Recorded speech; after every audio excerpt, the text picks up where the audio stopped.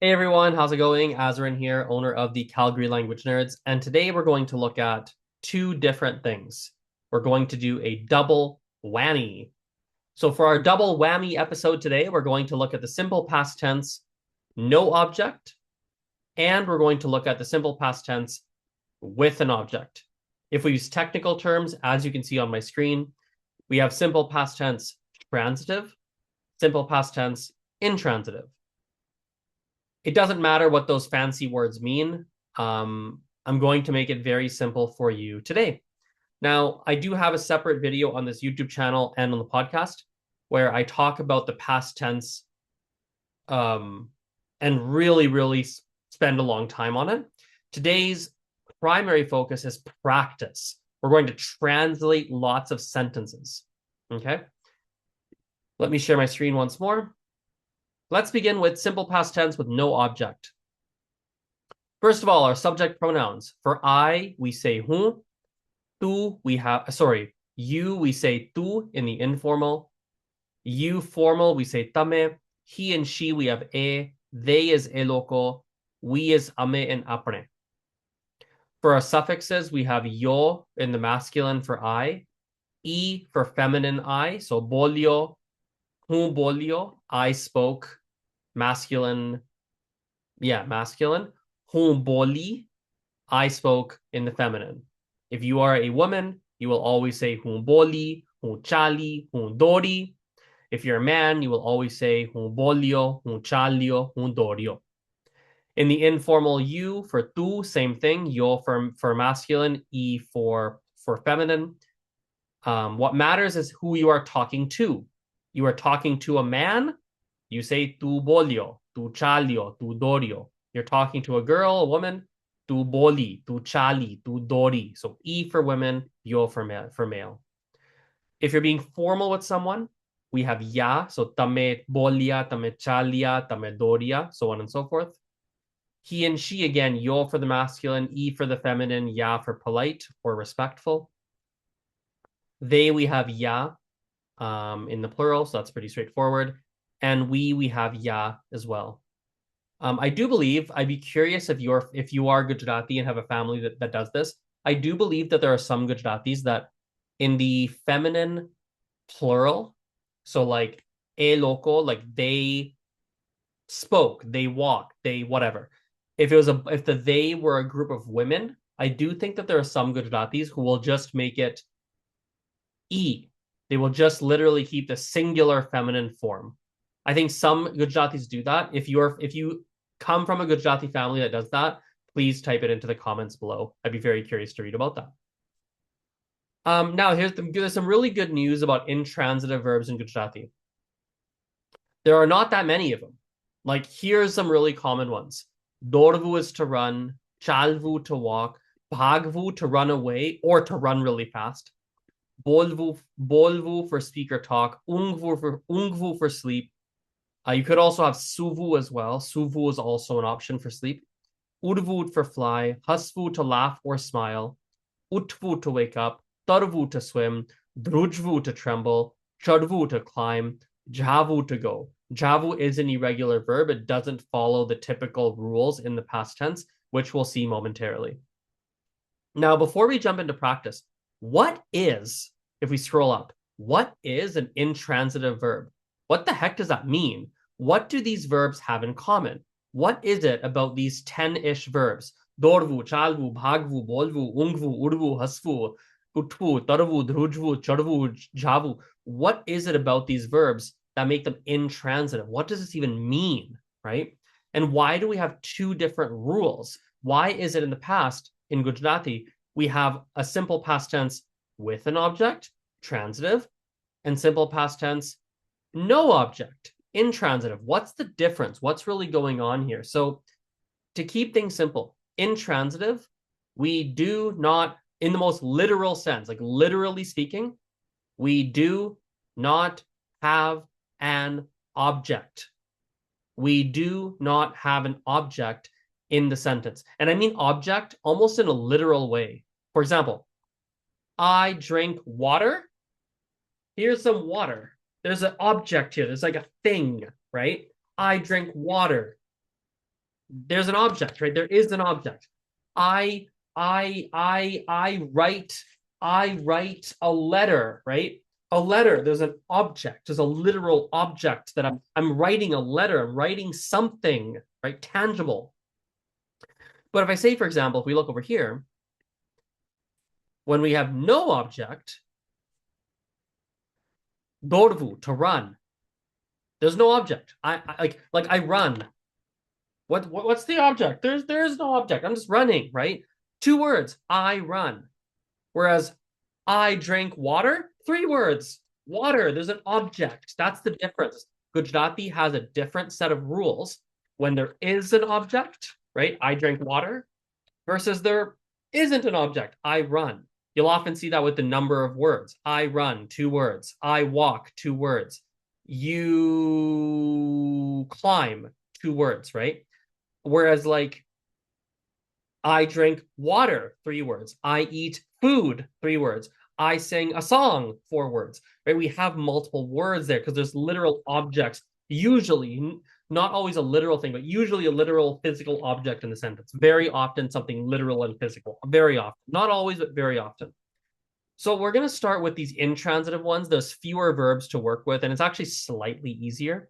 So let's have some examples. Oh, let me actually black them out, and you can do them as practice exercises. Let's have a look at some examples here, and you can try. Okay, here we go. Share my screen again. Okay, so pause your video, have a look at these, try to translate them to Gujarati. Here's the next page. Have a look at these, pause the video, try to translate them to Gujarati. Next, have a look at these, pause the video, translate them to Gujarati. And here's the last 3. Let's look at the answer key.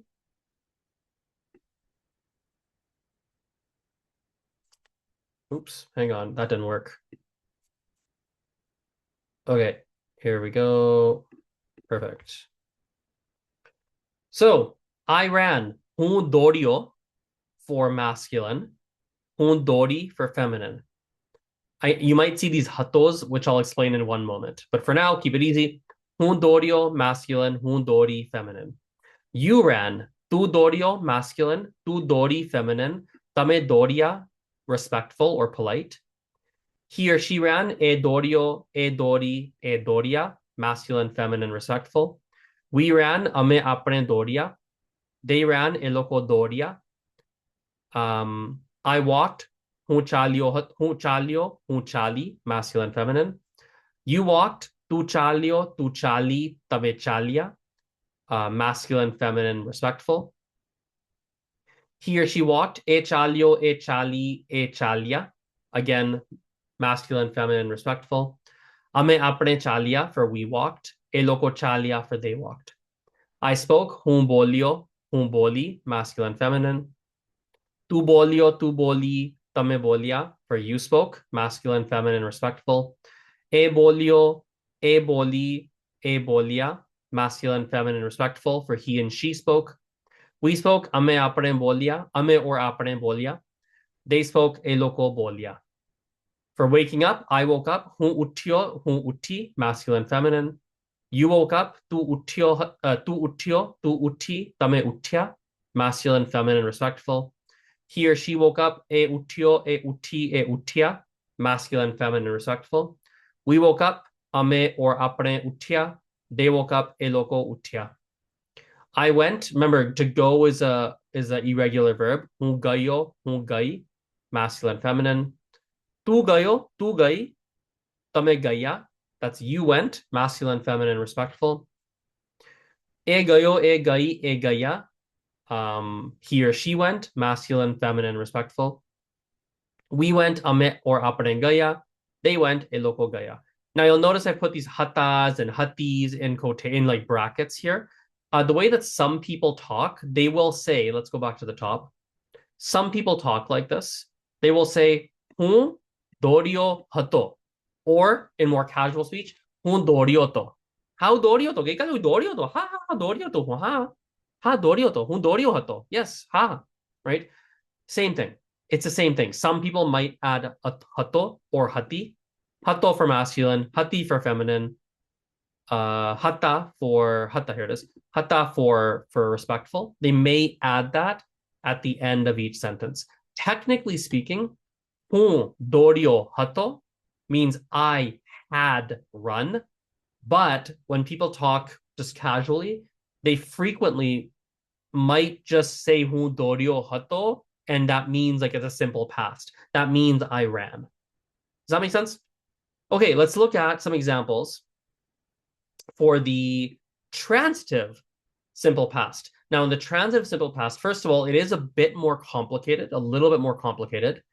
And there are way more verbs we use in the transitive. In other words, when we have a literal object, I drank water. Let's even just look at these here. 1 second. Let me actually block them out first.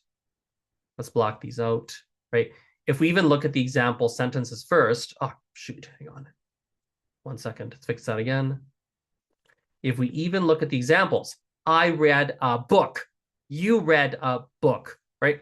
I opened the door. We have literal objects in the sentence. I sang 2 songs. We have an object. There's a noun in there, right? An actual noun. We have a lot more of these verbs than we have verbs with no object. So let's have a look here at the rules. So for subject pronouns, I is me, you informal is te, you formal tame, he or she is ene for informal, emne for formal. So ene, emne. It is worth noting that I believe that there are dialects of Gujarati that do not use the formal form. For example, my family doesn't. We only use the informal. So that's something worth knowing. It's also worth knowing, oh, I should have said this earlier on. There are definitely dialects of Gujarati. I met someone who spoke it. I forget where she was from, but I do remember meeting someone, spoke Gujarati, family's Gujarati, so on and so forth. And in the past tense, they always use me. They don't have 2 variants of like past tense. They don't have like simple past tense with an object, simple past tense, no object. They don't have 2 sets of rules. Everything is me. They're just like, let's make it easier. So there is a variant of Gujarati that does that, but it's not really it's not a quote unquote standard. I use that very lightly. I don't like saying there's a standard way of speaking. I really don't like that per se. Standard is whatever is spoken in your region is now standard for you, right? So, but anyway, it is considered quote unquote non-standard to do that, but there are Gujarati dialects that do that. So, eloko e for they, ame apne for we. Now again, the endings stay the same as for the other past tense, the simple past tense with no object. So the same endings, yo for masculine singular, ya for masculine plural, e for feminine singular, e for feminine plural. I will say this, however, like I will say this, like for the feminine plural, I said it earlier, you might actually have people that just do ya. Like literally, like ya is just plural. That is a thing that you're gonna hear. Like for feminine plural, like I already said it earlier, I think you're gonna hear ya a lot more than you'll hear e. But I do believe that there are dialects that are gonna use this e. In fact, I'm probably gonna change this document even. I'm probably just gonna make it simple for you guys and just say like, let's even do it now in front of you, right? Yo masculine singular. Let's just make this plural. Let's just simplify this for you for the like. Let's literally do it now. And let's just delete this just to make it easy. There we go. Great. Yeah, but I'll just tell you that I believe that there's going to be dialects that do that actually no, I'm sorry, I had this right. Sorry, let me undo all this actually. It's actually not quite right. As I'm actually thinking about it in my head now. There we go. As I'm actually thinking of it, no, in this one, we do have E for a feminine plural as well. I'm just thinking of it and thinking through different examples. So actually, wait, no, ignore everything. For simple past tense with an object, we do have E for feminine plural. Sorry for any confusion. Let's see some examples here. I'm gonna hide the answers. Here we go. We can hide these. Perfect. Okay, so you can try these on your own, and then we'll show you the answers. So pause the video, try to translate these. Pause the video, translate these here as well. Pause, try these. Pause and try these. Pause and try these. And one last one at the bottom. Okay, let's have a look. Let us have a look at the answers. All right. So I read a book, Me Chopri Vanchi, right? So Chopri is feminine. So Vanchi is feminine. You read a book, Te or Tame Chopri Vanchi. He or she read a book, Ene or Emne Chopri Vanchi. We read a book, Ame Apne Chopri Vanchi. They read a book, Elokoe Chopri Vanchi. So again, here when this is the confusing thing that takes a bit of practice. It really just takes practice. It is confusing, but I believe in you. You can do it. I used to find it confusing myself too. Now it's completely second nature. When we have an object like a book, it doesn't matter if it's me or te or tame. It's always vanchi, always feminine because chopri is feminine. You'll notice here as well that we have an optional hati. Me chopri vanchi hati. Me chopri vanchi thi. Gaikala me chopri vanchi thi. Yes, right? Like some people will talk that way, even though technically this means I had read a book. But again, people often will add hati or ti, even just like literally ti. Me chopri vanchi thi, right? That is also something you'll hear.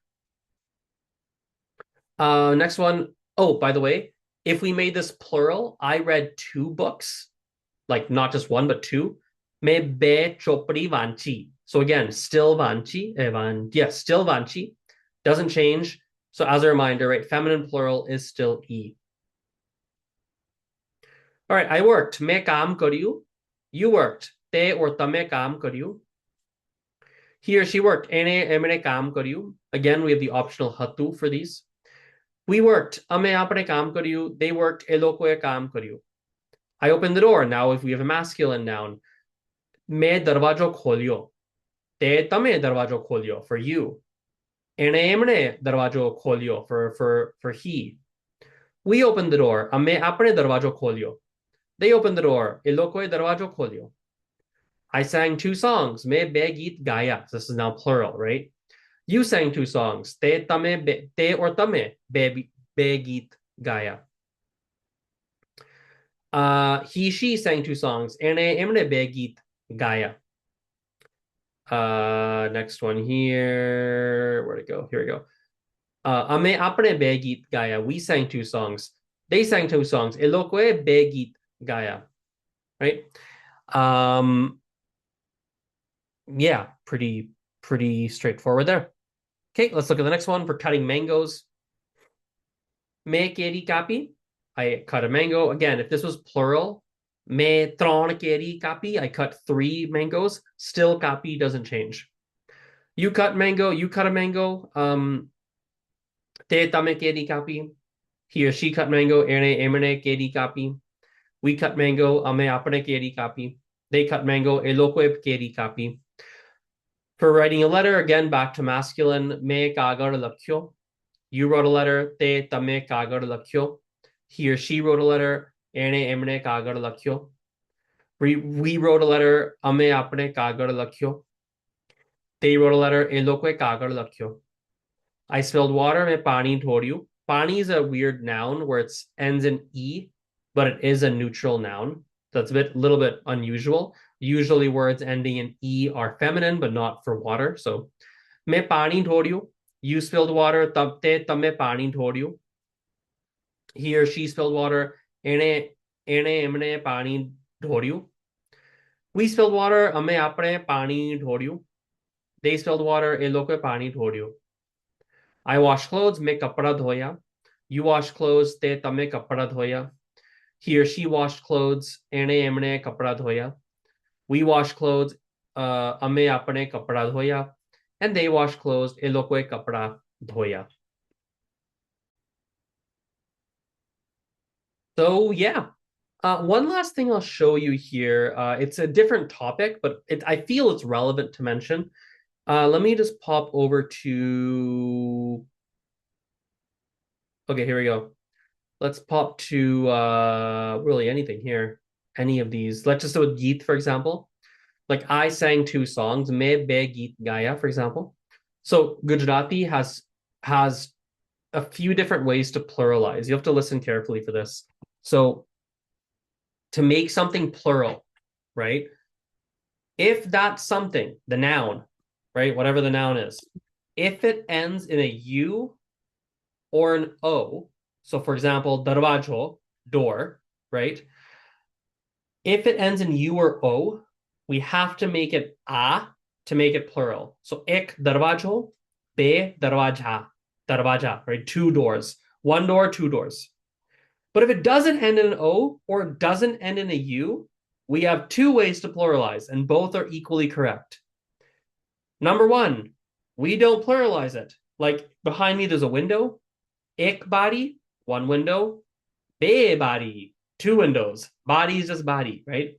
But the other way that some people will do it is ik body, one window.